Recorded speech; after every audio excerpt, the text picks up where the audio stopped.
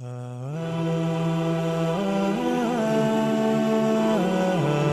سوى العلم طريق للعلا كل من سار عليه وصلوا سنة الله وهدي الأنبياء وبه عز الرعيل الأول. Alhamdulillah, wassalatu wassalamu ala rasulillah. Assalamualaikum warahmatullahi wabarakatuh. Mga kapatid, sa pagpapatuloy po ng ating pag-aaral ng librong Ang Paniniwalang Pinagaan, natapos na natin noong nakaraan ang una at pinakamahalagang haligi ng iman, ang pananampalataya kay Allah.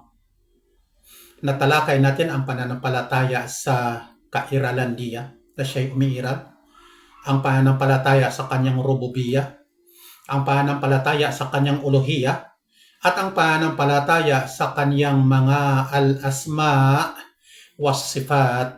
Sa ngayon ay simulan natin ang aralin sa ikalawang haligi, ang pananampalataya sa mga anghel. Ito'y kabilang sa mga dakilang haligi na kung saan ay binanggit ni Allah sa maraming bahagi ng Quran bilang paglilinaw sa kahalagahan ng haliging ito na kabilang sa pananampalataya sa ghaib, na kalingid o hindi nakikita.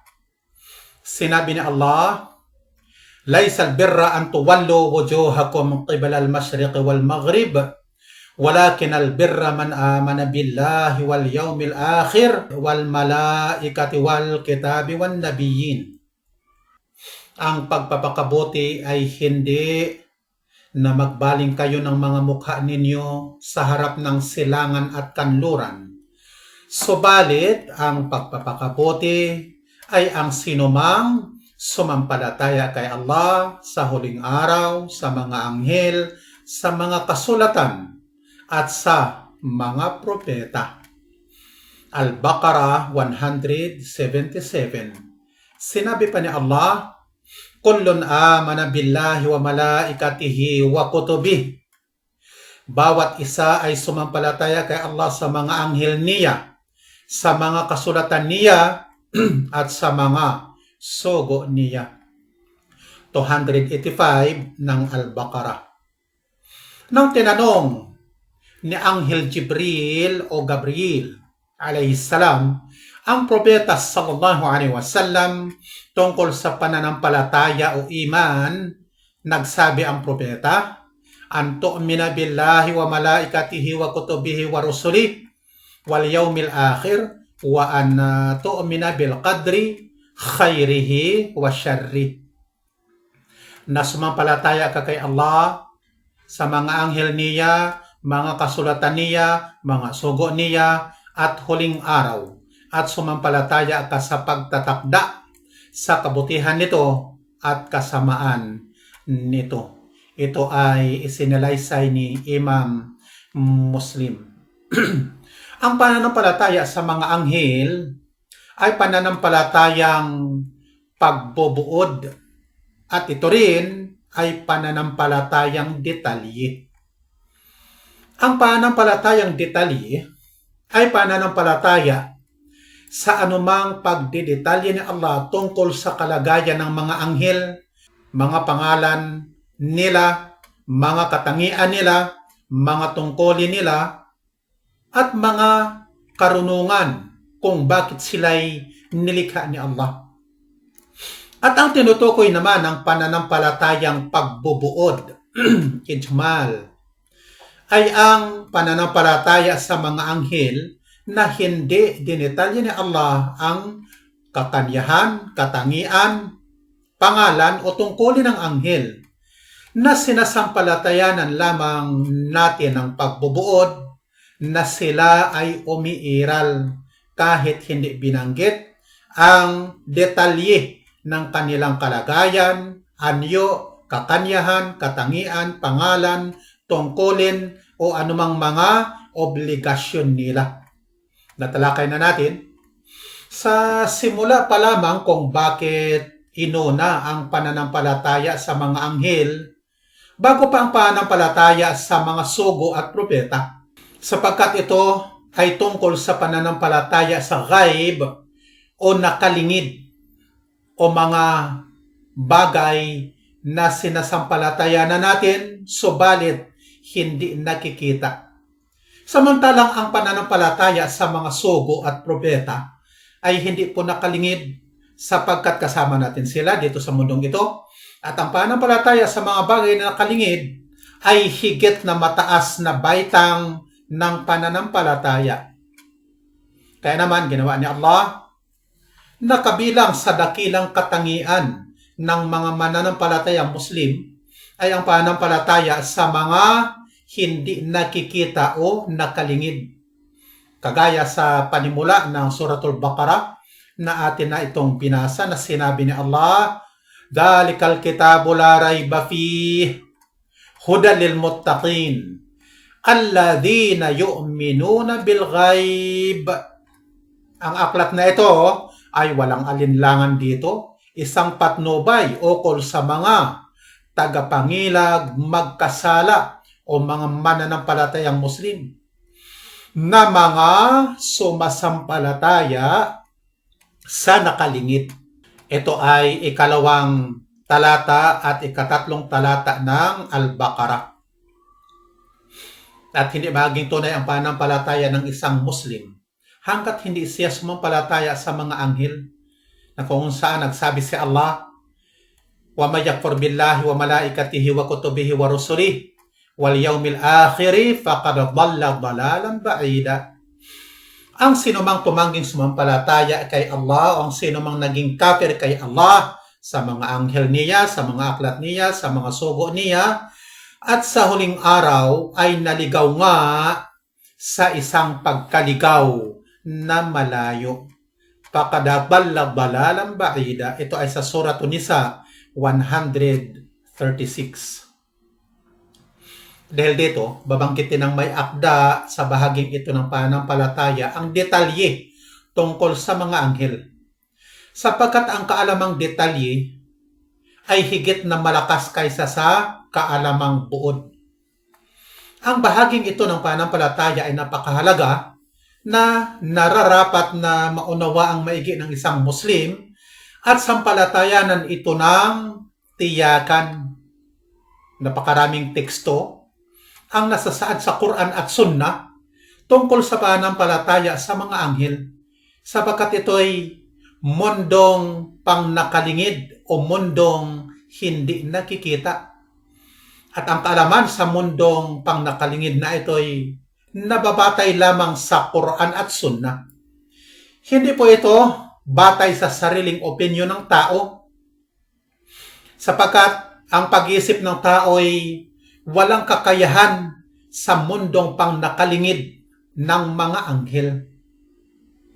Ang araling detalye tungkol sa mundong pangnakalingid na ito ay napakahalaga, sapagkat ito kabilang sa mga pangunahing kaalaman na tungkulin ng bawat Muslim na malaman. At sapagkat noong unang panahon, ang mga tao ay naniniwala na ang mga anghel ay mga Diyos na sinasamba. Kagaya sa panahon ng Jahiliya, ang mga Arabi at mga Kristiyano ay naniniwala na ang mga anghel ay mga anak na babae ng Diyos. May naniniwala na ang mga tala sa kalawakan ay mga anghel.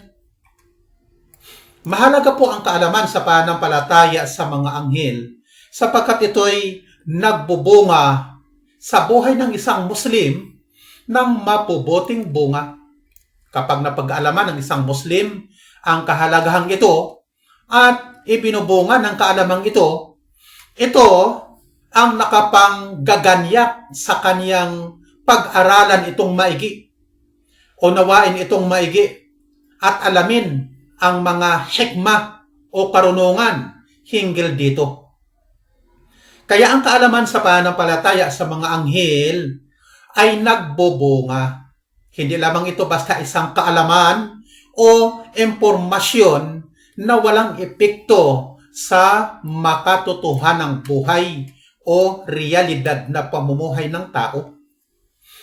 Babanggitin natin ang ilang mga bunga ng kaalamang ito sa pananampalataya sa mga anghel. Dahil ang kaalaman sa mga bungang ito ang nagtutulak sa atin upang pahalagahan ang bahaging ito ng ating pananampalataya. Ang pananampalataya sa mga anghel ang nagpapalakas ng pananampalataya natin kay Allah sa kapangyarihan niya at sa dakila niyang karunungan sa paglilikha ng iba't ibang uri ng mga nilikha. Gayon din naman, kapag lumalim ang kaalaman natin sa mundong pang nakalingid ng mga anghel, ito ang nagtutulak sa tao upang patuloy na maging matuwid na Muslim. Palagi niyang sinusulit o iniingatan ang sarili sa mga kasalanan dahil alam niya na mayroong mga anghel na laging nakamasid at nagtatala sa bawat kilos niya. Dahil sa alam niya na may mga anghel na nakamasid at nagtatala sa bawat kilos niya, lagi siyang nasa kamalayan at ingat sa lahat ng kinikilos at ginagawa niya. Kabilang din sa bunga ng pananampalatayang ito sa mga anghel, ay mapagtanto ng isang Muslim ang dakilang pagmamahal at awa ni Allah sa mga mananampalataya. Dahil nagtalaga siya ng mga anghel na naglilingkod sa kanila, na ang mga anghel na ito ay nangangalaga, naglilingkod at nananalangin para sa mga mananampalataya. Kabilang din po sa bunga ng pananampalatayang ito sa mga anghel na ito ay nagpapakita ng kahalagahan at karangalan ng mga tao at inaalis nito ang kaisipan na ang tao ay gaya lamang sa mga hayop na walang kahalagahan. Kalakip din ng pagkadama ng kahalagahan at karangalan ng mga tao ay ang pagsusumikap na maisakatuparan ang dakilang layunin ng kairalan niya sa mundong ito. At ito nga ay ang ibada. Kabilang din sa bunga ng pananampalatayang ito sa mga anghel ay ang tiwala o kumpiyansa sa katumpakan o autentisidad ng mensaheng ipinarating ni Allah sa pamamagitan ng mga anghel. Sapagkat ang mga anghel ang mga kinatawan ni Allah sa pagpaparating ng kanyang relihiyon sa mga sugo. At ang mga anghel ay hindi nagkakamali at hindi nagkakasala dahil nilikha sila ni Allah sa kalikasan o naturalisa na walang kalayaang magkasala at sumuway sa utos. Dahil dito, naisa sa katuparan ang tiwala at kumpiyansa sa kawing ng mensaheng ipinarating sa tao. Kalakip din dito ang katapatan ng lahat ng mga propeta at sugo na lalo pang magpapalakas sa kumpiyansa ng mga tao sa autentisidad ng mensahe nila. Kalakip din dito ang paggalang sa mga anghel at pag-iwas sa pangungutya at pang-aalipusta sa kanila. Kabilang din po sa bunga ng pananampalatayang ito sa mga anghel ay ang pag-iwas sa mga bagay na kinasusuklaman, ikinagagalit, at dahilan ng paglayo ng mga anghel na kagaya sa mga imahen o larawan ng mga may buhay na gaya sa tao at hayop, mga gamit sa aliwan na gaya sa mga kagamitan sa musika, pag-aalaga ng aso, mga bagay na marumi o karumihan sa bahay, at masasamang amoy. At ang lahat ng mga ito ay dahilan ng hindi pagpasok ng mga anghel sa mga bahay. Kabilang din sa bunga ng pananampalatayang ito sa mga anghel ay magtutulak sa isang Muslim ng pasasalamat kay Allah. Pasalamat maaaring sa pamagitan ng salita, gawa o pagtalima kay Allah dahil nga sa pangangalaga niyang ito sa kanila. Dahil sa nagtalaga si Allah subhanahu wa ta'ala ng mga anghel na nangangalaga sa kanila at tumutulong sa kanilang mga gawain. At ito ay napakadakilang biyaya na nararapat pasalamatan. Kabilang din sa bunga ng pananampalatayang ito sa mga anghel ay ang pagpapabuti ng mga Muslim sa mga ibadat at mga pagtalima at panghihimo sa pagsasagawa nito, sapagkat habang ang isang Muslim ay nasa isang ibada, ang mga anghel naman ay nananalangin para sa kanya. Kagaya sa sinabi ng propeta sallallahu alaihi wasallam na kapag ang isang Muslim ay nagdasal at nanatili sa kanyang pinagdasalan, na nag-istighfar, o kaya kahit na natili na lamang sa pinagdasalan niya na hindi nagsasalita, tiyak na ang mga anghel ay nananalangin para sa kanya, na nagsasabi, "O Allah, patawarin mo po siya at kaawaan mo po siya." Kaya naman, ang pananampalatayang ito sa mga anghel ang nanghihimok at tumutulak sa isang Muslim na pagbutihin ang mga ibadat at mga pagtalimang ito kay Allah subhanahu wa ta'ala. Gayon din naman kapag napataon ang pagsasabi ng mga nagdadasal ng amin, pagkatapos nabigkasin ang Suratul Fatiha, sa pagbigkas din ito ng mga anghel ay patatawarin sa isang Muslim na nagdadasal ang lahat ng mga nauna niyang mga kasalanan. Kabilang din sa bunga ng pananampalatayang ito sa mga anghel ay ang sigasig ng mga Muslim na dumalo sa mga pagpupulong ng pag-aaral ng Islam o tinatawag na Majalisud Dhikr, sapagkat nagsabi ang propeta sallallahu alaihi wasallam, "Wa majtama qaumun fi baitin min buyutillah yatluna kitaballah wa yatadarasunahu bainahum illa nazalat alaihimus sakinah wa ghashiyatuhumur rahmah wa haffathumul malaika wa dzakarahumullahu fi man 'indah."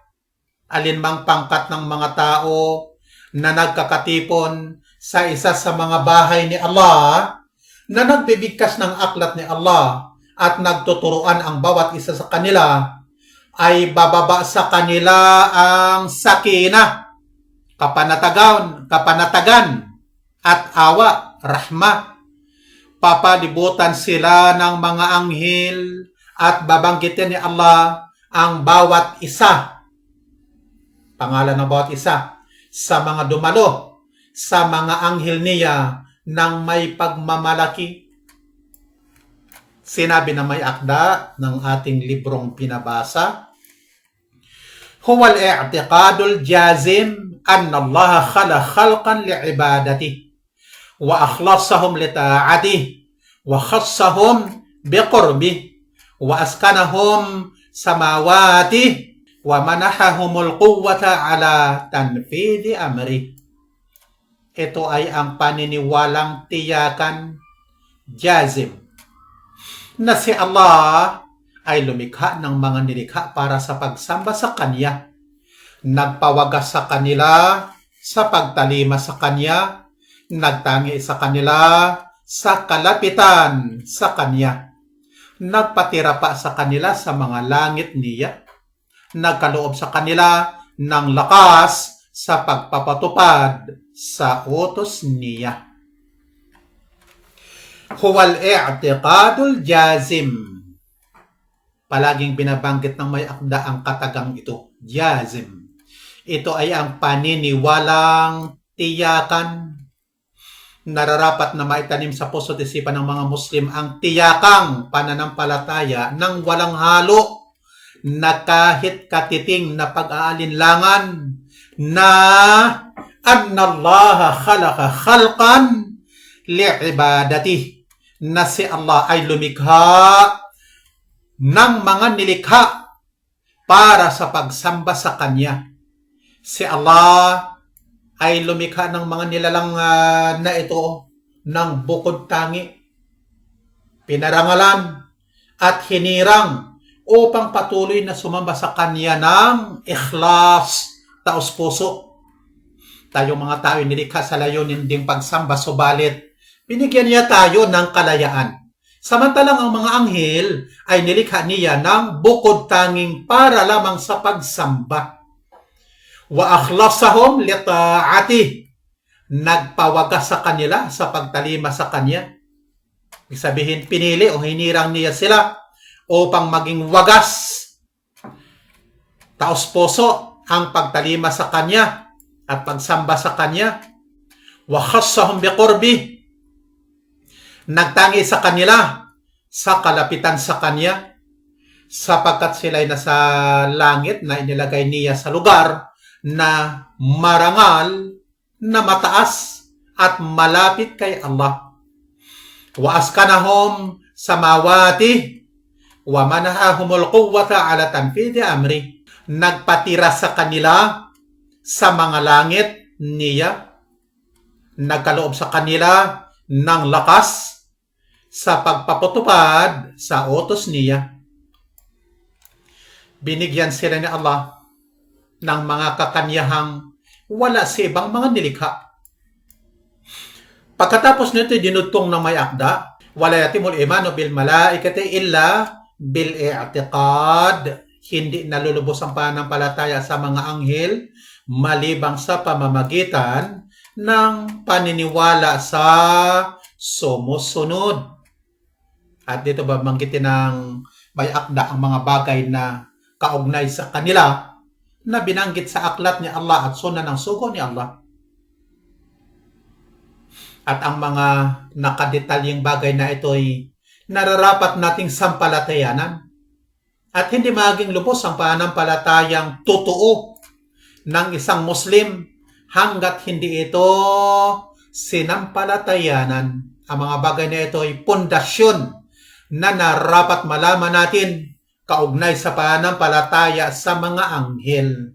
Awalan, ibadun mukramun, bararatun mukarrabun, khadi'un li rabbihim mushfiqun. Na sila ay mga lingkod na mga pinararangalan, mga mabubuting loob na inilapit kay Allah, mga nagpapasailalim sa Panginoon nila na mga nababagabag. Ibadun mukramun, na sila ay mga lingkod na mga pinararangalan. Hinirang sila ni Allah, ibinukod-tangi at pinarangalan ng higit sa iba pang mga nilikha niya. Bararatun mukarrabun, mga mabuting loob na inilapit kay Allah, na mga hindi sumusuway sa utos ni Allah at sila'y nasa pinaka mataas na antas. Khadi'una li rabbihim mushfiqun, mga nagpapasailalim sa Panginoon nila na mga nababagabag. Bagaman sila'y nagtataglay ng mga dakilang kakanyahang ito na ibinukod-tangi ni Allah para sa kanila, idinugtong na may akda, na sila'y walang anumang kakanyahan ng rububiyya at uluhiyya, bagkus sila'y kabilang lamang sa mga nilikha at mga aliping pinarangalan ni Allah. Falaysa lahu min khasa'is rububiyyati wal uluhiyyati syai'. Kaya wala silang anumang mga kakanyahan ng pagkapanginoon at pagkadiyos. So balit sila'y walang anumang kakanyahang rububiyya at uluhiyya, bagkus sila'y kabilang lamang sa mga nilikha at mga aliping pinarangalan ni Allah subhanahu wa ta'ala. Nagsabi si Allah, وَقَالُوا اتَّخَذَ الرَّحْمَنُ وَلَدًا سُبْحَانَهُ بَلْ عِبَادٌ مُكْرَمُونَ لَا يَسْبِقُونَهُ بِالْقَوْلِ وَهُمْ بِأَمْرِهِ يَعْمَلُونَ يَعْلَمُ مَا بَيْنَ أَيْدِيهِمْ وَمَا خَلْفَهُمْ وَلَا يَشْفَعُونَ إِلَّا لِمَنِ ارْتَضَى وَلَهُمْ مِنْ خَشْيَتِهِ مُشْفِقُونَ. Na ganito ang salin, nagsabi sila, gumawa ang napakamawain ng isang anak, kalwalhatian sa kanya, bagkus mga lingkod na pinarangalan sila, mga anghel. Hindi sila nakauuna sa kanya sa pagsabi, samantalang sila sa utos niya ay gumagawa. Nakaalam siya sa anumang nasa pagitan ng mga kamay nila at anumang nasa likuran nila. Hindi sila nakapamamagitan maliban para sa sinumang kinalugdan niya. Sila, dahil sa takot sa kanya, ay mga nababagabag. Ang mga ito'y mga kakanyahan o katangian ng mga anghel na sinabi ni Allah. Sinabi pa niya sa isang talata bilang paglalarawan, sa tindi ng takot at pagtaliman nila kay Allah, nagsabi siya, yakhafuna rabbahum min fawqihim wa yaf'aluna ma yu'marun. Nangangamba sila sa Panginoon nila mula sa itaas nila at gumagawa sila ng ipinag-uutos sa kanila. Ang salitang min fawqihim, mula sa itaas nila, ay batayan ng kataasan ni Allah na atin ang natalakay. At inilarawan sila ni Allah na nasa kalubusan ng pagkakabagabag at pangamba sa Panginoon. Nagsabi pa siya, wala ya'suna Allah ma amarahum wa yaf'aluna ma yu'marun. Hindi sumusuway kay Allah sa anumang ipinag-utos niya sa kanila at gumagawa sa anumang iniuutos sa kanila.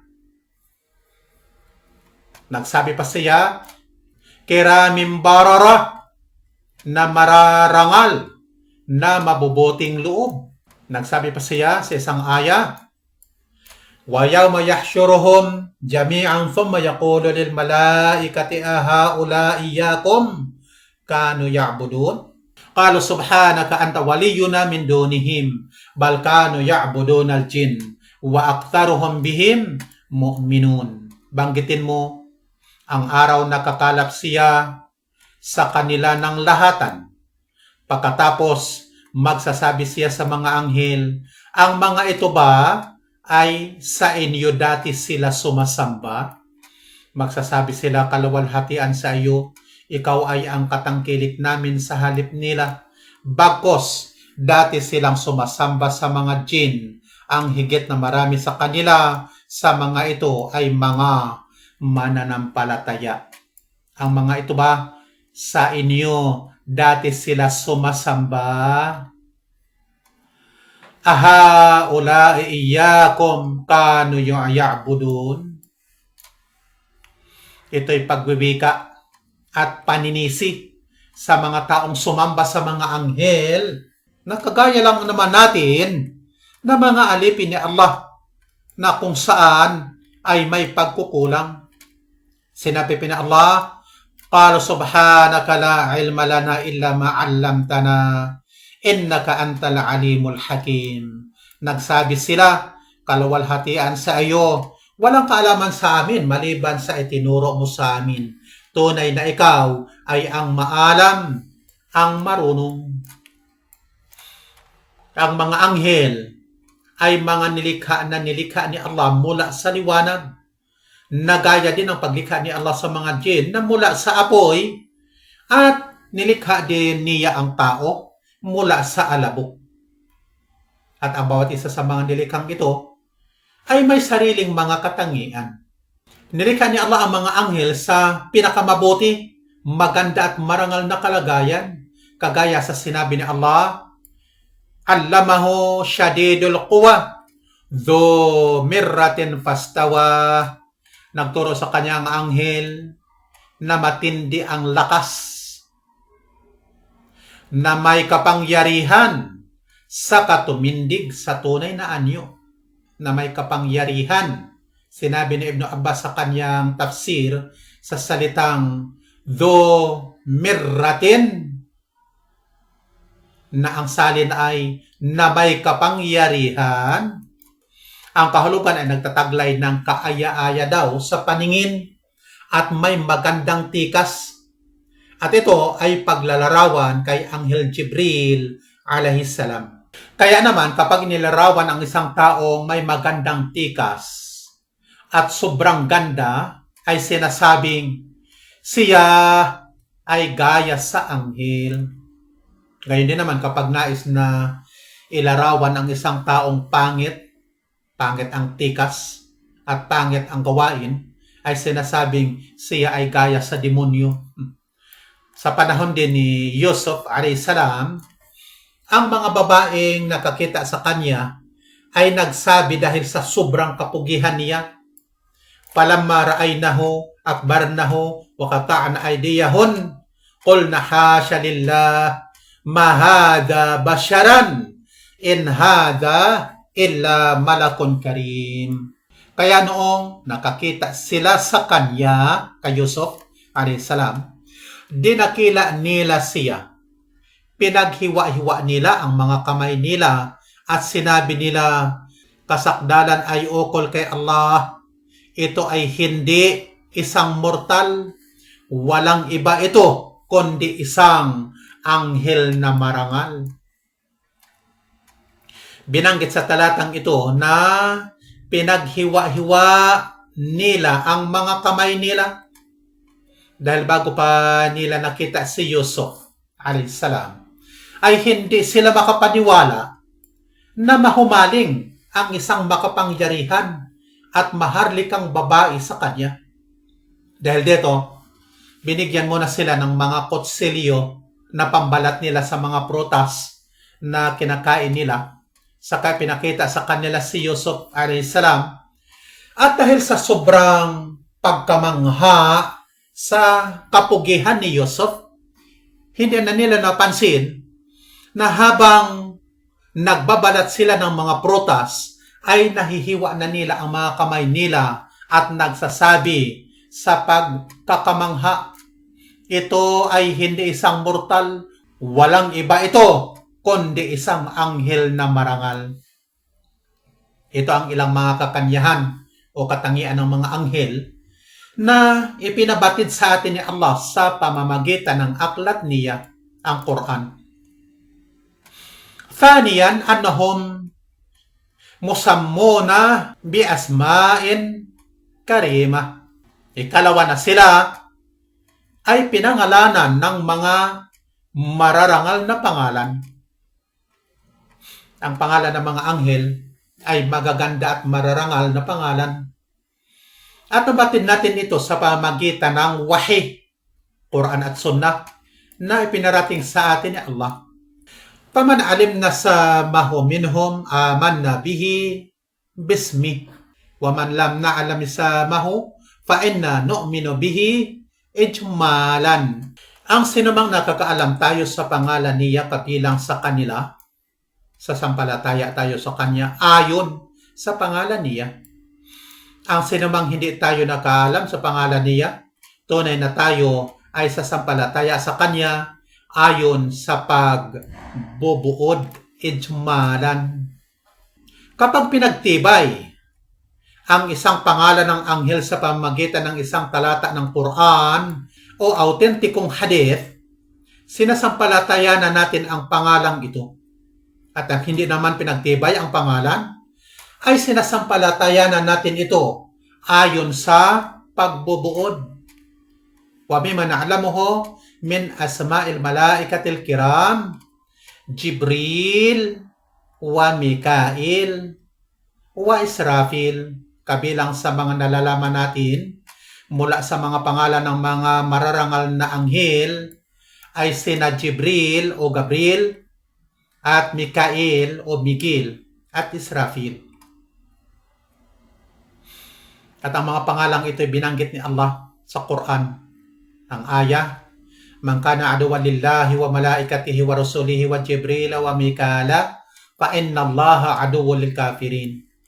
Ang sinumang naging isang kaaway para kay Allah, sa mga anghel niya, sa mga sugo niya, kay Gabriel at kay Miguel, tunay na si Allah ay isang kaaway para sa mga taga-tangging sumampalataya o mga kuffar. Ito ay sa Al-Baqarah.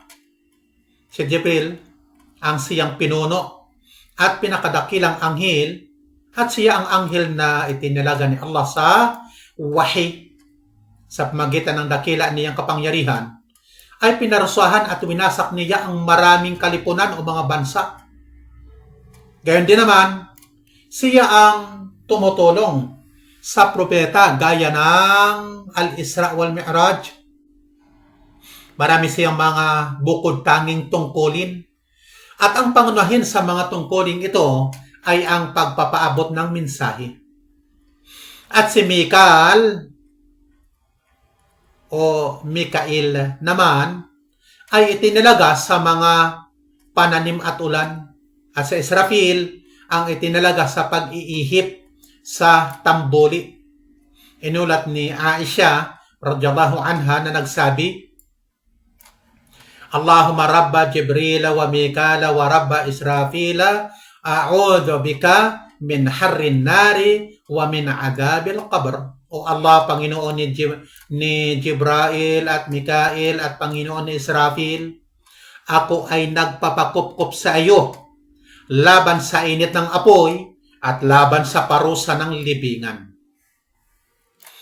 Wa malakul maut o anghel ng kamatayan. Nagsabi si Allah, Qul yatawaffakum malakul maut alladhi wukila bikum thumma ila rabbikum turja'un. Sabihin mo, papapanawin kayo ng anghel ng kamatayan na itinalaga sa inyo. Pagkatapos tungo sa Panginoon ninyo, pababalikin kayo.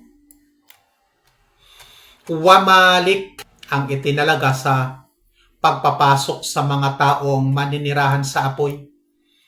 Sinabi ni Allah, wanadaw ya maliko liyaqdi alayna rabbuk qala innakum makithun. Mananawagan sila umalik, magpawakas sa amin ang Panginoon mo. Magsasabi siya, tunay na kayo ay mga mamamalagi. Waridwan, ang tinutukoy ng Ridwan ay ang itinalaga sa pagpapasok sa mga taong maninirahan sa paraiso. Pero sa totoo, walang talata sa Quran na ang pangalan ng anghel na nakatalaga sa paraiso ay Ridwan. At wala ring autentiko na hadith na nagtuturo na ang pangalan ng anghel na nakatalaga sa paraiso ay Ridwan. Subalit, ito'y naging tanyag sa mga ulama na ang itinalaga sa pagpapasok sa mga taong maninirahan sa paraiso ay si Ridwan. Sinabi ng propeta tungkol sa katiwala ng paraiso, sinabi niya, Ati babal jannati yawmal qiyamah fa'astafatihu fayaqulul khazin man anta fa'aqul Muhammad fayaqul bika umirtu alla aftaha li ahadin qablak. Darating ako sa pinto ng paraiso sa araw ng pagbangon at hihilinging buksan ito at magsasabi ang tanod, khazin, sino ka? At sasabihin ko, Muhammad. Magsasabi ang tanod, inutusan ako na hindi magbubukas sa sinumang mauuna sa iyo. Sa salitang ito ng propeta ay walang binanggit na pangalan ng tanod ng paraiso. Sa isa pang hadith, sinabi ng propeta, Man anfaqa zawjain fi sabilillahi da'ahu khazanatul jannah kullu khazanati babi halumma. Qala Abu Bakar, Ya Rasulallah, dhaka alladhi la tawa alay. Faqala Nabiyyu sallallahu alaihi wasallam, inni la arju an takuna minhum. Sino man ang gumugol ng isang paris o dalawa sa daan ni Allah ay tatawagin ng mga tanod sa pinto ng paraiso na magsasabi, Pulano, halika. Nagsabi sa Abu Bakar, o sugo ni Allah, iyon ang taong hindi na mapapahamak. Sinabi ng propeta, inaasam ko na ikay kabilang sa kanila. Sa salita namang ito ng propeta ay binanggit niya na marami ang mga tanod ng paraiso. Kasi maramihan niyang binanggit ang khazanah, tanod o mga tanod, at walang binanggit na pangalan.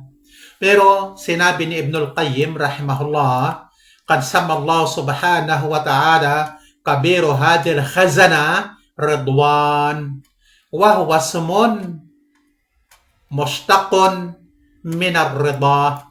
Pinangalanan ni Allah ang pinuno ng mga tanod na ito na Ridwan, na pangalang nagmula sa salitang ar-rida Ang ibig sabihin ay pagkalugod. Ganito naman ang sinabi ni Sheikh Muhammad Salih Al-Uthaymin, wa amma radwan famuwakkalun bil jannah wasmu hadha laysa thabitan thubutan wadihan ka thubuti malik yani khazinun nar lakinahu mashhurun 'inda ahli al-ilm bihadha al-ism. Tungkol sa pangalang Ridwan na itinalagang tanod ng paraiso, ang pangalang ito ay hindi pinagtibay ng isang pagtitibay na malinaw na kagaya sa pangalang Malik na tanod, khazin ng apoy o impyerno. Subalit ito'y pangalan na naging tanyag sa mga maaalam o mga ahlul ilm. Kaya naman, ang pangalang ito'y walang autentikong batayan. Ang mahalaga ay sinasampalatayan na natin ng pagbubuod, ijmalan, na may mga anghel na tanod sa pinto ng paraiso. Wa munkar, wan nakir, na nasasaad sa hadith na Hasan sa Tirmidhi na inulat ni Abu Hurairah, idha kubira al-mautu atahu malakani aswadani azraqani yuqalu li ahadihima al-munkar wal akharun nakir fayaqulani ma kunta taqulu fi hadha ar-rajul. Kapag inilibing ang patay, ay darating sa kanya ang dalawang itim at asul na mga anghel. Ang isa ay tinatawag na munkar at ang isa ay nakir. At magsasabi sa kanya, ano ang dati mong sinasabi tungkol sa taong ito? Sa hadith na ito ay pinagtibay o kinilala ang mga pangalang munkar at nakir. Kama jaa fil Qur'ani wa sahih sunnah. Kaya nang nasasaad sa Quran at tumpak ng sunnah. Sinasampalatayanan natin ang mga pangalan na ito na nasasaad sa Quran at autentikong sunnah. Maliban sa pangalang Ridwan na walang autentikong dalil.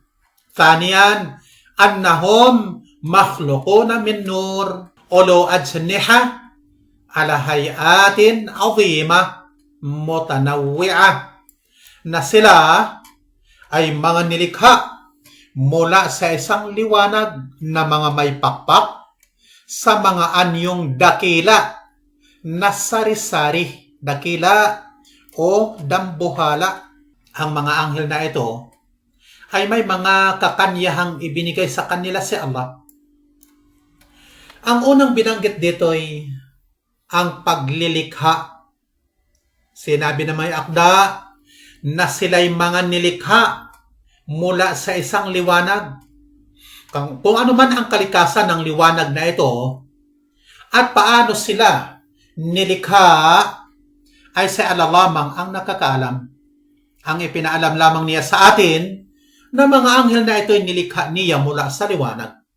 At ito ay mahalagang paniniwala na obligadong sampalatayanan na sila ay nilikha ni Allah mula sa liwanag na may mga pakpak sa mga anyong dakila na sari-sari. Sinabi ni Allah, Alhamdulillahi fatiri samawati wal ard, ja'ilil malaikati rusulan, uli ajnihatin, matna wa thulatha wa ruba, yazidu fil khalqi man yasha, inna Allaha ala kulli shay'in qadir. Ang papuri ay ukol kay Allah na tagapaglalang ng mga langit at lupa, na tagagawa sa mga anghel bilang mga sugo, na may mga pakpak na 2, 3 at 4. Nagdaragdag siya sa paglikha ng anumang niloob niya. Tunay na si Allah sa bawat bagay ay may kakayahan. Nagsabi naman ang propeta sallallahu alaihi wasallam, khuliqatil malaikatu min nur. Nilikha ang mga anghel mula sa isang liwanag. Ito ay sinalaysay ni Imam Muslim.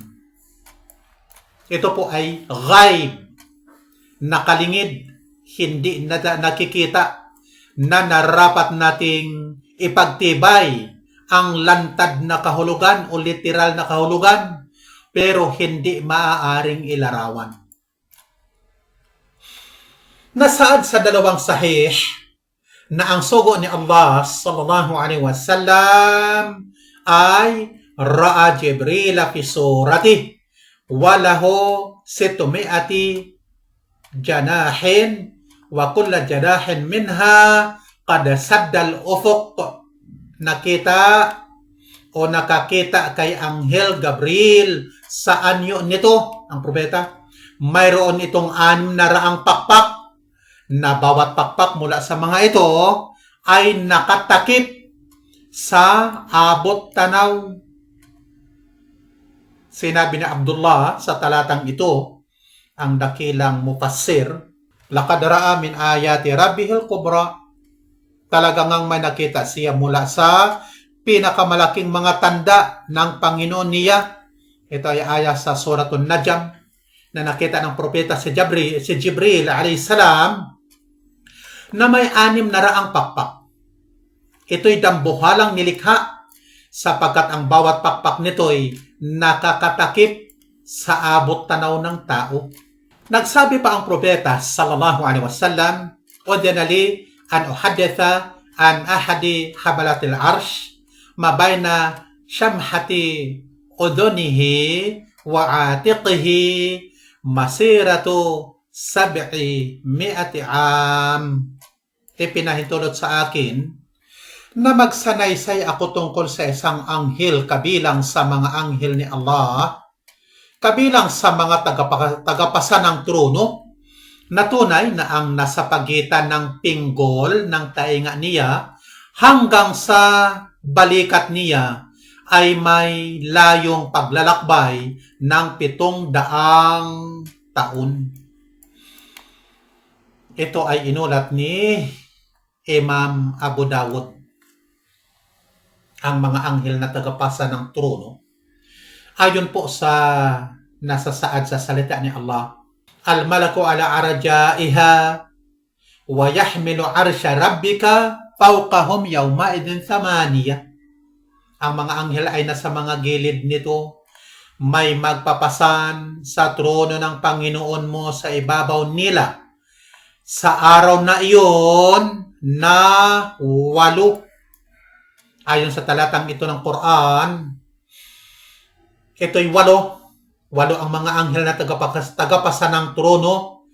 At inilarawan ng propeta ayon sa hadith na ang laki ng isang anghel ay hindi po maarok ng isip ng tao, sapagkat ang pagitan ng pinggol ng tainga hanggang sa balikat ay aabot ng 700 taon kung lalakbayin ng isang mabilis na kabayo.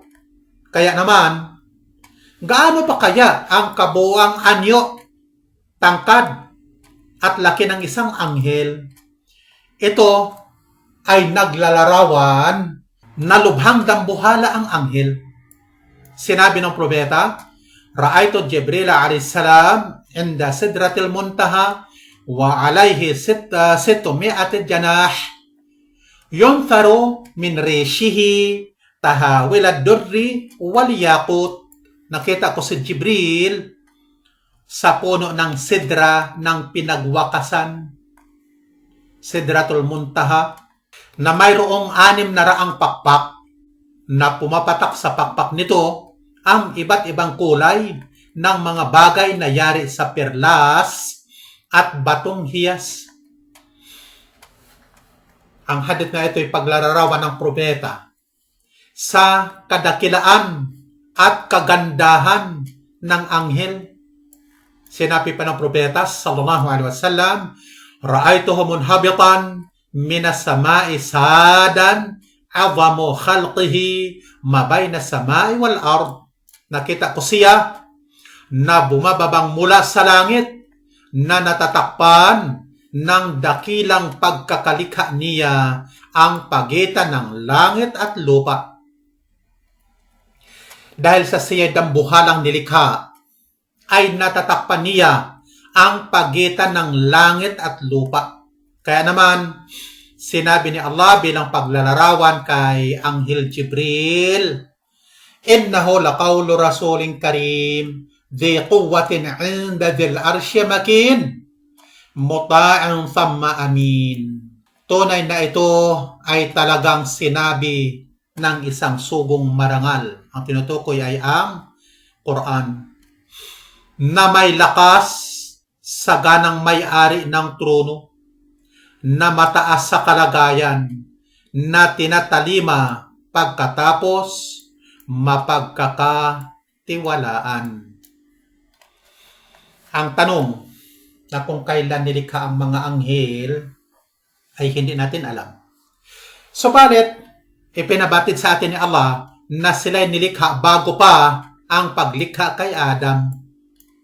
Ang batayan ay ang sinabi ni Allah, وَإِذْ قَالَ رَبُّكَ لِلْمَلَائِكَةِ إِنِّي جَاعِلٌ فِي الْأَرْضِ خَلِيفَةً. Banggitin nung nagsabi ang Panginoon mo sa mga anghel, tunay na ako ay maglalagay sa lupa ng isang kahalili. Ang kahaliling tinutukoy ay ang paglilikha ng tao. Ang talatang ito ay nagtuturo sa atin na mga anghel ay unang nilikha bago pa ang paglikha kay Adam. At ang pagkakalikha sa mga anghel ay dakilang pagkakalikha na kung saan nagsabi si Allah, "Ya ayyuhalladhina amanu qu anfusakum wa ahlikum naraw waquduhan nasu wal hijara 'alayha malaikatun ghiladun shidadun la ya'suna Allah ma amarahum wa yaf'aluna ma yu'marun." O mga sumampalataya, magsanggalang kayo sa mga sarili ninyo at mga anak ninyo sa isang apoy na ang panggatong nito ay ang mga tao at mga bato, na sa ibabaw nito ay may mga anghel na mababagsik, na matitindi, na hindi sumusuway kay Allah at sa anumang ipinag-utos niya sa kanila, at gumagawa sa anumang iniutos sa kanila. Kaya naman, ang pagkakalikha sa mga anghel ay dambuhalang pagkakalikha at sila ay nasa naturalisa na hindi sumusuway sa utos, hindi nagkakasala, walang kalayaan, na kagaya sa tao na mayroong kalayaan sa pagpili ng masama at mabuti, pagsunod at pagsuway. Fahum khalqun haqiqi la quwa ma'nawiyya kama za'ama dhalika ba'dul mujazifin. Sila ay nilikhang tunay, hindi mga lakas na espiritual, gaya ng pag-aakala ng gayon ng ilan sa mga mapangahas. Sinabi ng ilang mga mapangahas sa pag-iimbento ng paniniwala ng walang batayan, na ang mga anghel ay pang-espiritual na puwersa o lakas lamang. Pero sa paniwala ng Ahlus Sunnah wal Jamaa, dahil ang mga anghel ay kabilang sa mga nakalingid, hindi nakikita, ang mga batayan na mula sa Quran at Sunnah ay laging lantad o literal ang pakahulugan, na kung kaya sila ay tunay na mga nilikha, hindi sila pang-espiritual na puwersa lamang, sila ay tunay na nilikha. Wahum khalqun azim la yuhsihim kathratan illa khaliquhum. ففي حديث أنس المتفق عليه في قصة المعراج أن النبي صلى الله عليه وسلم رفع له البيت المعمور في السماء السابعة. Sila ay nilikhang marami na walang nakabibilang sa dami nila kundi ang tagapaglikha. Sapagkat nasaad sa hadith ayon kay Anas na napagkasunduan ang katumpakan kaugnay sa kwento ng pagpanhik sa langit na ang propeta sallallahu alaihi wasallam ay pinag-angatan ng Al-Baitul Ma'mur o bahay na dinadalaw-dalaw sa ikapitong langit. Ang Al-Baitul Ma'mur po, ang salin ay bahay na dinadalaw-dalaw, ay ang Kaaba sa langit at ang kinaroonan nito ay tumpak sa kinaroonan ng Kaaba sa mundo, na ayon sa salita ng propeta sallallahu alaihi wasallam na kapag ito ay mahuhulog, ay talagang ang bagsak daw ay ang Kaaba sa mundo. Yusalli fihi kullu yawmin sab'una alfa malak idha kharaju lam ya'udu ilayhi akhiru ma alayhim, na nagdarasal sa loob nito sa bawat araw ang 7,000 anghel. Saka kapag lumabas sila, ay hindi sila bumabalik doon sa kahuli-hulihan sa kanila. Pag nilayan po natin kung gaano kadakila at dambuhala ang tagapaglikha at kung gaano kadambuhala ang kalawakan at kung gaano kadami ang mga nilikha niyang mga dambuhalang anghel. Sa dami ng mga anghel ay walang nakakabilang sa kanila. Ayon sa paglalarawan ng propeta, sa bilang na 70,000 anghel ang nagdadarasal sa Al-Baitul Ma'mur, na hindi na muling papasok pa sa Al-Baitul Ma'mur, sapagkat bawat araw ay ibang mga anghel na naman ang magdadasal doon. At sa langit ay walang puwang kahit isang palad na laki, sapagkat puno ito ng mga anghel na sumasamba kay Allah. May mga anghel na nagdadasal ng nakatayo lamang, na hindi na nagyuyukod. May mga anghel na nagdadasal ng nakayukod lamang, na hindi na tumatayo. May mga anghel na nagdadasal ng nakapatira pa lamang, na hindi na nagyuyukod ni tumatayo. May mga anghel na patuloy ang pagtatasbih. May mga anghel na patuloy ang pagdedikir. Ito po ang ilang mga kakanyahan ng dakilang nilikhang ito ni Allah. Mga kapatid, hanggang dito muna tayo pansamantalang titigil. At ipagpatuloy natin ang araling ito tungkol sa mga anghel sa susunod na pagkakataon kung loloobin ni Allah. Nas'alullaha ay yu'allimana ma yanfa'una wa ayanfa'ana ma 'allamana. Subhanakallahumma wa bihamdik, nashhadu la ilaha illa ant, nastaghfiruka wa natubu ilaik. Wassalamu alaikum warahmatullahi wabarakatuh.